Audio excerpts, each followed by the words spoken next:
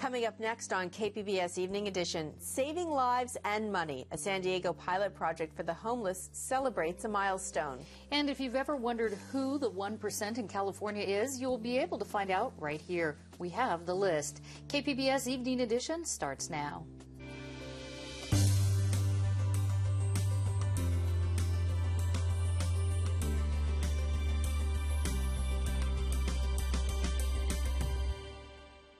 Hello, thanks for joining us. I'm Joanne Ferrian. And I'm Peggy Pico, in for Dwayne Brown.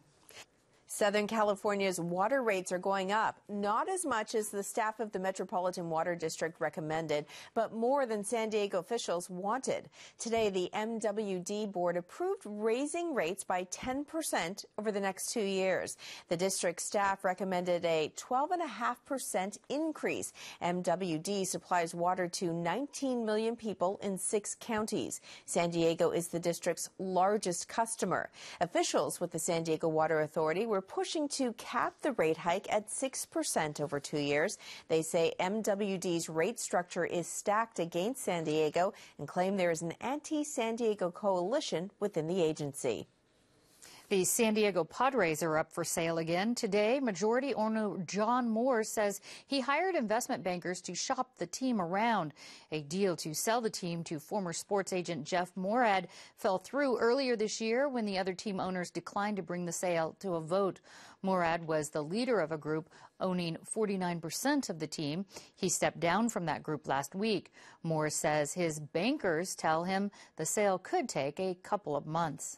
The CEO of the San Diego Convention Center Corporation says she's staying on the job, despite media reports saying she's resigning. Carol Wallace had sent a memo to the Convention Center's board of directors regarding her contract. While the letter referred to termination of that contract, she says she wasn't resigning. Wallace says she plans to stay on the job for the next 14 months and help transfer the center's sales and marketing duties to the San Diego Convention and Visitors Bureau.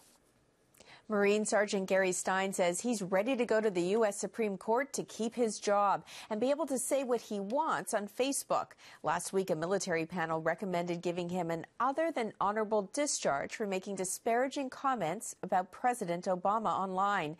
In March, he posted that he wouldn't follow orders from the president and that he wouldn't salute him either. Now, he tells UT San Diego, sometimes you write stuff and hit enter before they digest. And he says he wishes he'd better articulated his argument. Stein is scheduled to go to court on Friday to try to stop his discharge. The top 3 candidates running to replace San Diego County Supervisor Pam Slater-Price held their first election forum today in Rancho Bernardo. The candidates are competing for the first seat to open up on the County Board of Supervisors in 20 years. KPBS reporter Allison St. John was there. And Allison, are these candidates household names? Well, Peggy, no, they're not really. This race has been sort of flying a bit under the radar, considering how important it is for San Diego County. It's the first time in 20 years that a seat, an open seat, has opened up on the 5-member Board of Supervisors. And for those 2 decades, we've had 5 Republicans. So now we have the top 3 candidates at the forum today, 2 Republicans and 1 Democrat. The 2 Republicans are Steve Dannon, who is currently the Chief of Staff for Congressman Brian Bilbray, also Carl Hilliard, who is the Mayor of Del Mar, and then the Democrat is Dave Roberts, who is currently the Deputy Mayor of Solana Beach, and who, incidentally, has been endorsed by the incumbent Pam Slater-Price. Now, what did you learn about the candidates' priorities? Well, we learned that Steve Dannon defined himself as the pro-business candidate. He said at a time when 10% of the people in the county are unemployed, making it more easy for businesses to come and create jobs was really important. And he also mentioned the problems at the county for developers. It takes sometimes up to 7 years to get a permit, and he wanted to change that. Then we heard from Dave Roberts, who said that indeed the fiscal health of the county is one of his top priorities, maintaining that. But he said that the county can do better to do things like getting more homeless into homes and more medical care for children in low-income families. And he talked about also getting a saner process in the land use and planning department. Then we had Carl Hilliard, who said that, in fact, he feels that the main priority for him is the problem barreling down the tracks towards San Diego County, which is realignment. That's the process of the state transferring responsibility for prisoners to the county jails. And he also painted himself as the most fiscally conservative candidate. Well, can one candidate win outright in June? It seems very unlikely, Peggy. At the moment, we've got two candidates who've raised almost $200,000 in the case of Dave Roberts, and Steve Dannon has raised more than that, and then Carl Hilliard has raised $50,000. So we've got a lot of money in the race, and it doesn't look like any one person is going to come out top in June. So we will almost certainly see a runoff in November. All right. Thank you, Allison St. John reporting. Now, since it began in 2011, KPBS has followed the progress of Project 25, a countywide initiative to help the chronically homeless. Now, 1 year after it began, the project is reporting great success. Joanne has more at the Evening Edition Roundtable.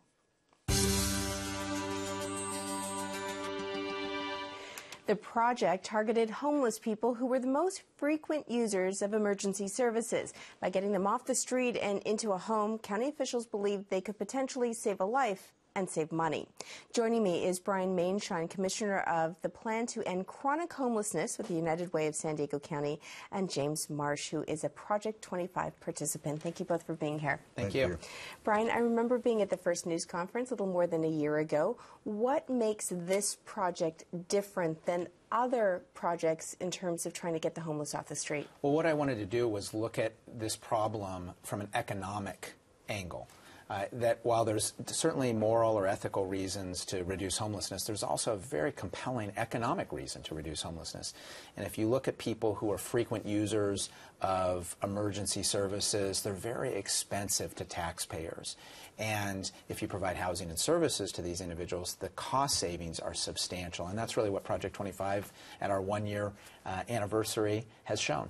So you targeted people who use the emergency room, ambulance service, ended up in jail most often in the county. Exactly. We compiled a list. We worked with 22, put together a group of 22 organizations that literally went through and by name identified their most costly to taxpayers individuals. We compiled that list. We went out and got them into housing and services, and what we've shown is these individuals were costing taxpayers on average over $300,000 per year to continue to be homeless. They were taking 55 ambulance rides, 39 days in the hospital, very, very expensive to taxpayers, and now they're not expensive.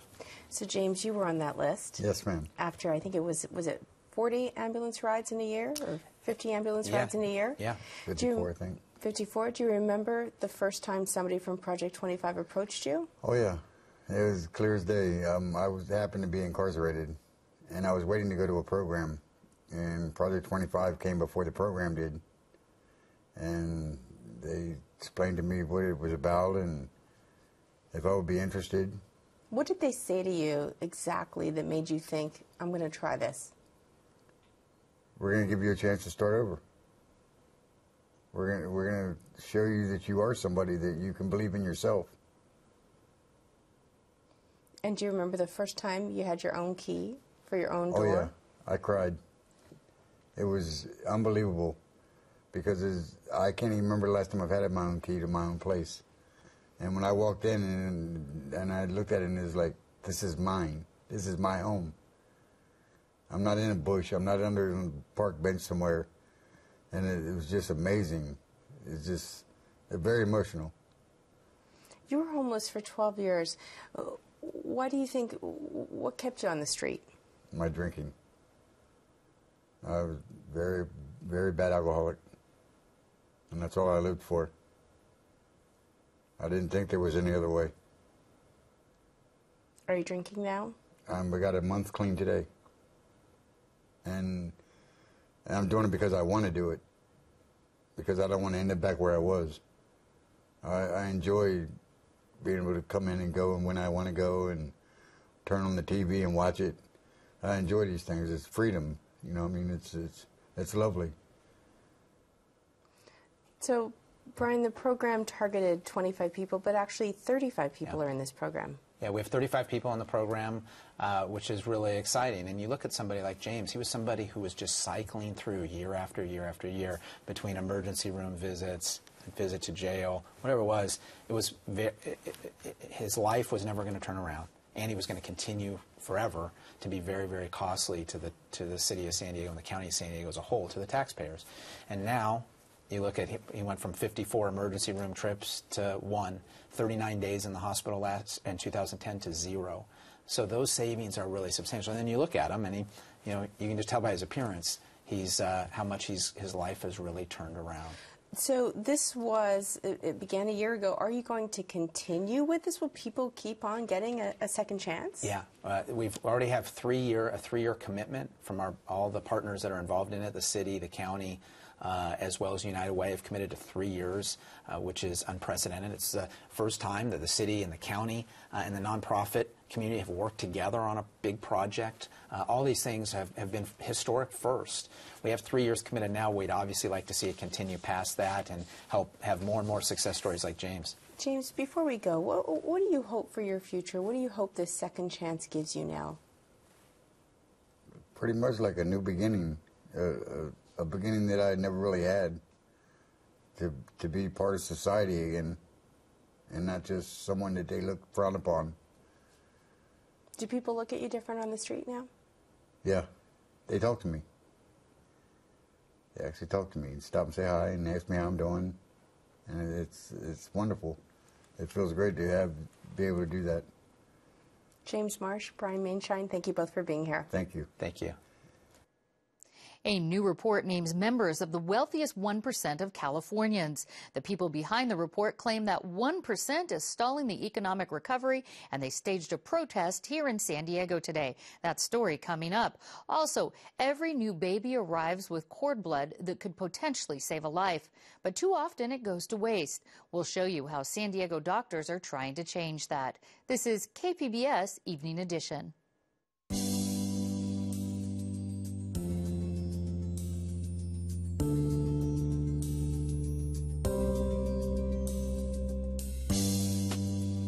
Tonight on KPBS at 8, discover how the impact of the Titanic disaster is still felt a century after it sank through meeting ship workers and ancestors of those on the great ship.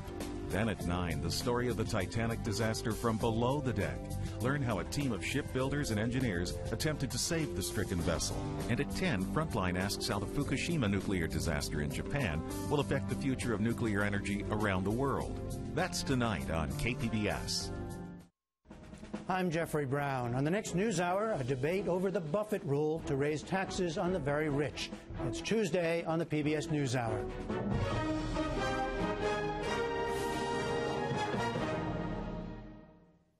In the last year, KPBS News has been honored with nearly 36 awards. I'm extremely proud of these honors, and I thank you for your support as we continue to serve our local communities with award-winning news coverage in the years to come.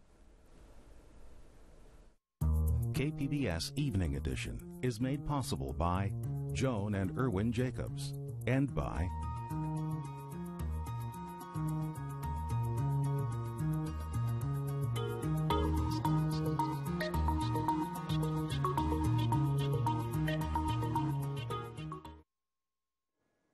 Have you checked out any good art exhibits lately, or perhaps a play or a concert? If so, you're among good company. A new report says the arts industry is on the rebound after taking a hit during most of the last decade. The study from Americans for the Arts says attendance is up at museums and performing arts events, but many art organizations still have financial troubles. Nationwide, 43% say they have an operating deficit. A rally was held in La Jolla today on the heels of a new report that identifies the state's so-called one-percenters, that is, those who earn the most money in the state. A small group gathered to call attention to local companies that made the list. They claim one-percenters are killing the state's economic recovery. Joanne has details at the roundtable.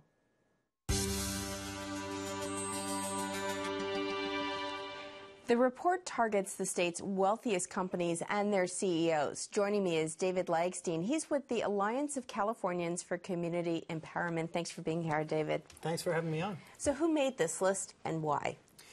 This was a list that was put together to shine a light on the top percent of Californians and the corporations that are stopping the economic recovery through their business practice and their lobbying efforts. So now these were a list of companies, and then you also had their CEO. And so some of the companies that made this list, I know Walmart, Bank of America. What we wanted to do is we wanted to look at CEOs of companies that didn't pay their fair share of taxes, such as Walmart. We wanted to look at banks that threw millions of people out of their homes, like Bank of America and like Wells Fargo, and companies that basically tried to block through their lobbying efforts sensible consumer protections such as Chevron. But I think what was interesting, what caught my eye about this list is that you had these companies, these corporations, but then you had their CEOs, and you also mentioned how much their house was worth and where they live. So do you want to identify people, CEOs, in terms of these companies, or are you going after the companies themselves? It's both. The CEOs have a responsibility to the community, and I think that they tend to be shielded from the decisions that they're making and the impact that those decisions have on their communities. And we wanted to shine a light on these CEOs in the hope that it will help them to change their mind, that they're going to do something to support an agenda that's going to get the economy moving again. Now, we know some of these corporations, and it has been reported in the past by national media as well, don't pay federal income tax. Absolutely. But is that really a product of our legislation? I mean, should you be going after government who ultimately can close these loopholes, or do you go after the corporations themselves? It's absolutely both. I mean, the corporations, they have an army of lobbyists going to basically write their own tax rules, to write rules restricting consumer protection, and legislators are responsible, but the corporations are responsible to do the right thing as well. Now, I know a lot of people have kind of criticized the Occupy movement as being really waging class warfare. Do you find that this contributes to that somehow, sort of pitting, the middle class against the wealthy? I think the way that we think about this is the top 1%, they have a lot of resources, they have a lot of power, they have a lot of influence, and they can do things that are actually going to really benefit everyday Californians. They need to pay their fair share of taxes. They need to stop creating corporate loopholes, again, so they're getting big tax breaks. They need to invest in public education and vital services. And for the banks, they need to reset mortgages to the market rate, so that people can stay in their homes and stabilizing communities and the economy. So what are you now asking people to do in terms of now taking information and using it in terms of action? What are you asking people to do? Part of it is getting the information out. One example that's worth thinking about, there's a Homeowner Protection Act, which is going to be heard on the Senate side and the Assembly side over the next week. And legislators, believe me, these same folks that we highlighted in the report, they're knocking at their door, and they actually need to make a decision. Are they going to vote for weak legislation that's going to allow this foreclosure crisis to continue? Are they going to vote for protections that's going to stop people from losing their homes and get rid of irresponsible loans? So call your legislator, ask about what decisions they're making, and challenge them to say, are you actually being influenced by the campaign contributions that you're getting? Was there anything when you looked at the report or in sort of compiling this report that surprised you even? I'm not sure if there was anything that surprised us. I mean, these CEOs are really powerful, and we actually did it in a way that's a little bit fun. We created an online contest where people can actually vote for Mr. or Miss 1% of California. We've created a website called thecal1percent.com. We encourage people to go on there and vote. And, we want people to vote, but this is an education issue to shine a light on the behavior of these banks and CEOs and to challenge them to do the right thing to support the community and to get the economy moving again. Well, we have a copy of your full report at our website, kpbs.org, so people can also go there to learn more about this. David Leichstein, thank you so much for being here. Thank you for the opportunity.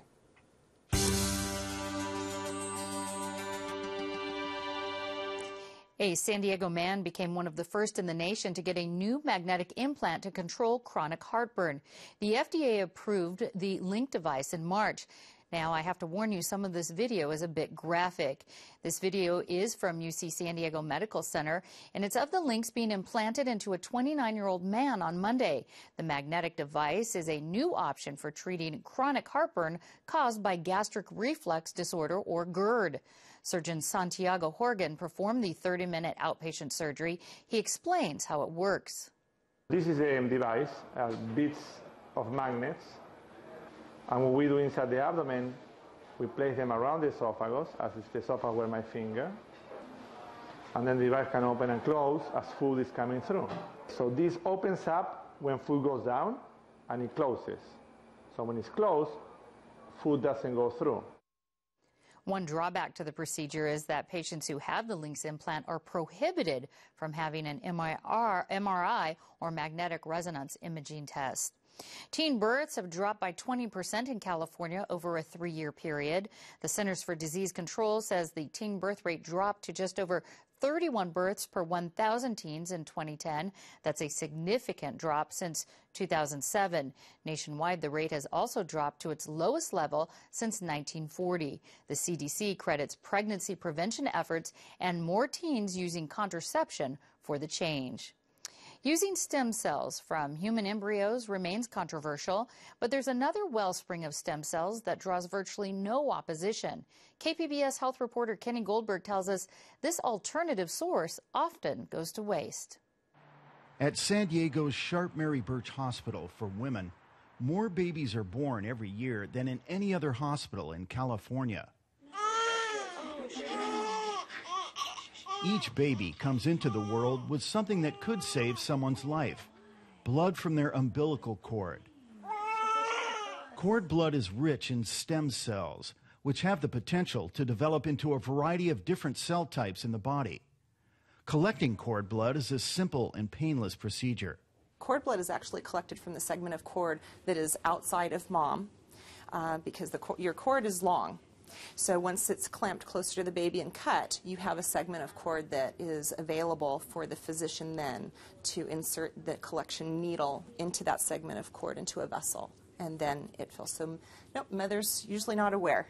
There's a lot going on with moms when they have their babies. Once the blood is collected, it's tested, processed, and put into cold storage.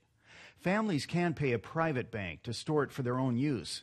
If it's donated to a public bank, it goes into the National Marrow Donor Program registry. Then it's distributed according to need. Doctors say only 1 unit of cord blood can make a difference for children who are fighting leukemia and other forms of cancer. We're going to bring you into the hospital today. A little bit of pain medicine, you know, and some fluid. Can you tell me about your weekend? At San Diego's Rady Children's Hospital, Dr. Jennifer Willert often uses cord blood to treat her patients. And we're increasingly being able to use umbilical cord blood as the stem cell source of choice. The other thing is it doesn't cause as much graft versus host disease, which is the cells from the donor recognizing the recipient as foreign, and that can cause a lot of pretty awful problems. And you want to minimize or have none of that, but you still want to have the graft versus leukemia or graft versus malignancy response, and we still do see that with cord blood. Cord blood is used to treat a variety of diseases in adults, too. But believe it or not, the vast majority of cord blood is thrown out. Some San Diego doctors are doing what they can to change that. How's your ultrasound? Good. Good? Boy or girl? Boy. Yay! Are you excited? OBGYN Tina Ziania says people just don't know enough about cord blood. For example, I had a patient that I described this to, and she was saying, well, I don't know if I want to donate it because if they take my stem cell, maybe they'll clone my baby. So I think there's a lot of misinformation out there. Wow, strong heart rates. That sounds great. Dr. Ziania makes it a point to talk to all of her patients about cord blood. If you wouldn't privately bank it for yourself, you could donate it. So you can actually donate the blood, and then it would go off and be stored there and can be used for other people. Private banking isn't cheap. Companies can charge more than $2,000 to collect the blood and $150 a year to store it. Dr. Ziania tries to put that in context. I always tell some of my patients, you know, they spend more money at Babies R Us buying all these paraphernalia that their kid is going to grow out of or not even use. So if they have the money, then definitely privately bank it. And any hospital in San Diego, you can do that on. But Sharp Mary Birch is the only hospital in the county that allows women to donate their cord blood. Thanks to a partnership with a company called StemSite, public donors at Sharp Mary Birch don't have to pay a dime. Since the program started in January, Sharp has collected nearly 100 donations. Moms that want to donate their cord blood need to decide early. Moms actually need to be pre-screened to be eligible to donate their cord blood. They may not just walk into the facility and say, I would like to donate. Lopez says whether moms want to donate their cord blood or bank it themselves, it's crucial not to throw it out. Let's start saving it, and it can hopefully save some lives down the road. That story from KPBS health reporter Kenny Goldberg. The need for cord blood donations remains high. About half of the patients requesting cord blood stem cells are turned away. This is KPBS Evening Edition.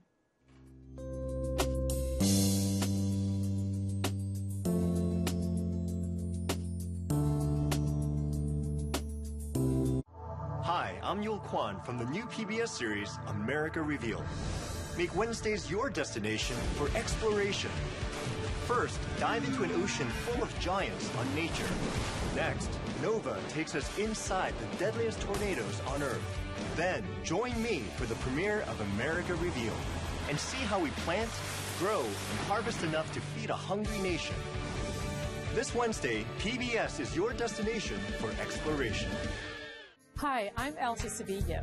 If you find yourself hearing about a great program on KPBS after it's already aired, we have a solution. Get notified about your favorite TV programs on KPBS before they air by subscribing to the TV Highlights email alert. This daily email will feature the best programs coming up right here on KPBS TV, so you can make a date to tune in or plan to record it. It's easy to register. Just go to kpbs.org/alerts.